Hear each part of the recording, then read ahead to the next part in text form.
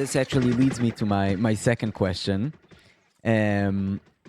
because you, for many years now, you have basically made composition with video.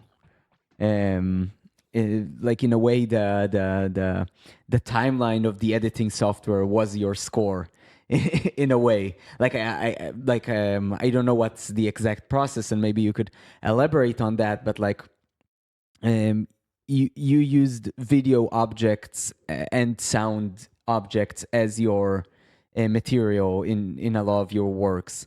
And I would be interested, like, yeah, of course, like hearing about the, maybe you can start by describing your process, because it's like, it's really interesting to me, and I think it would really be interesting for our listeners to know, like, how do you approach each new project, video project. Yeah, then before the pandemic, I started to do some video, but it was like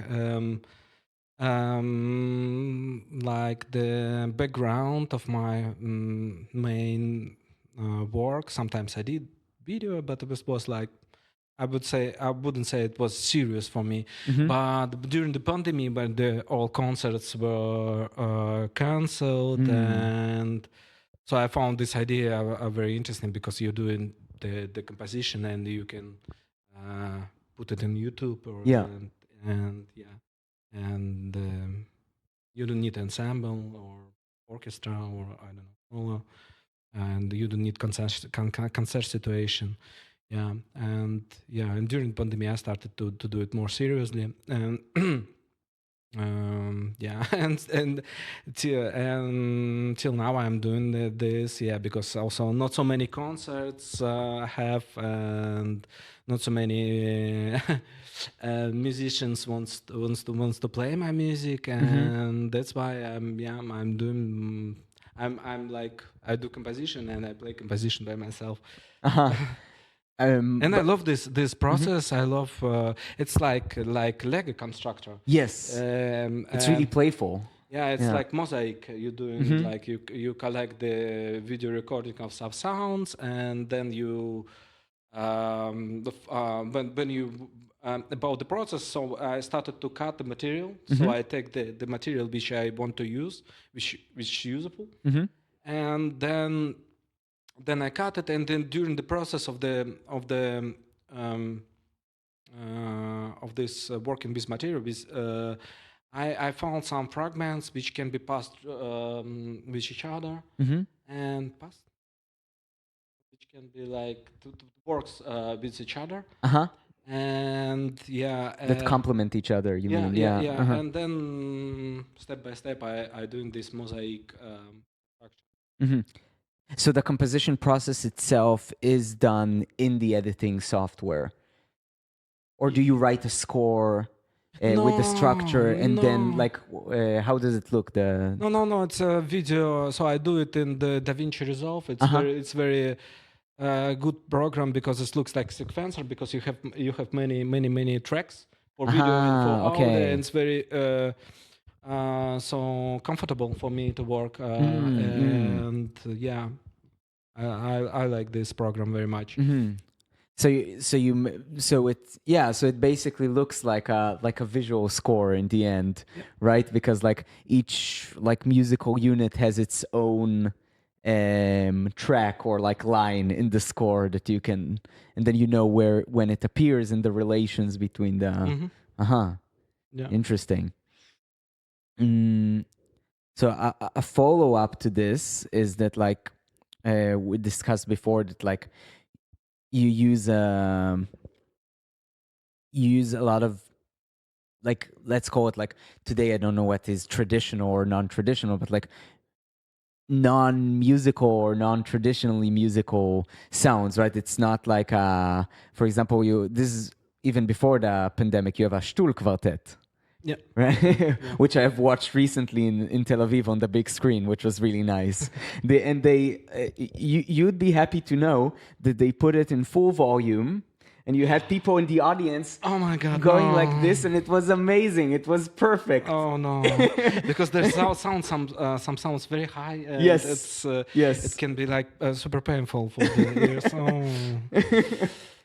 But I enjoyed it. I love like loud, noisy sound. So for me, it was perfect. But like, yeah. Um.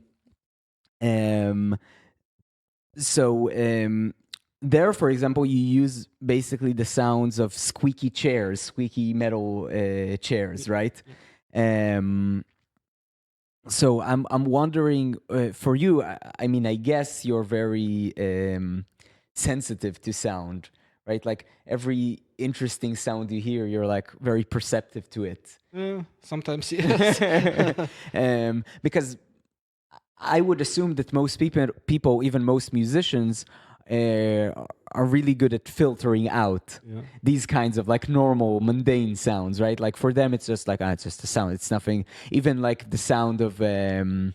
I mean, this is more like a musique concrète instrumental, right? The sound of like the guitarist like stroking his hands against the strings. Like most people just ignore the sound, but like composers like Lachenmann and all these guys, like they decided, no, these are interesting sounds that we want to explore, and you in a way like take it further and say like every sound has the potential to be interesting in a in a specific context.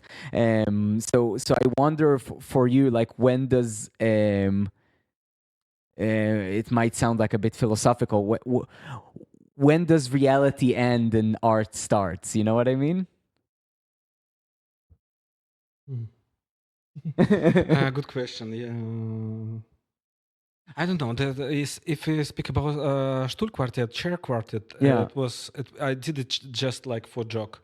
Uh-huh. With my friends, we were drunk and we were high also, and I forgot about this recording. Then I found it on my smartphone. I did, and I just tried to do something. I did this video, but it was actually it was surprise because this joke I did it was.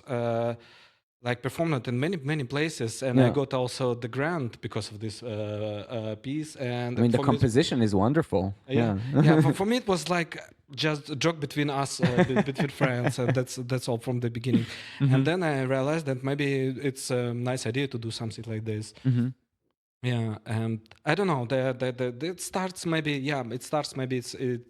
You find sound interesting, and you start to record it, and then you know that you have this kind of sound, and maybe you can combine it with another sounds, or it can be solo. I don't know. Yeah.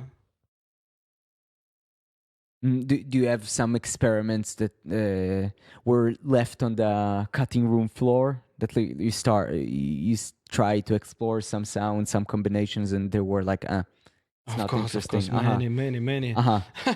So like most of them go to the garbage. I don't know how personally. I don't know, but yeah, many, a lot, a lot. And for example, but I did Rotonda. This about the squeaky doors. Yes. Piece. I have like maybe material for one more Rotonda. I see. There is a lot of material on the side, I would say.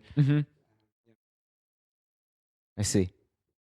So it's really like a long process of going through all the material, understanding what is interesting, what can work with the other things. Yeah.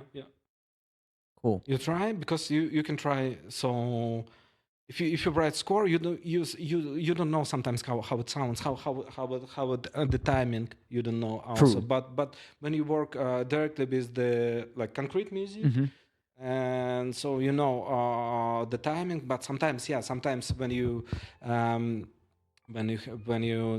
too deep in this soap, you need the time to relax and then they listen to it again to check it to prove of everything okay or not. And yeah, it's like but you can already directly check so with the score you have to wait for the rehearsal. And here with the concrete music you don't need to. Cool. So what should we drink to? Raw sound. Yes.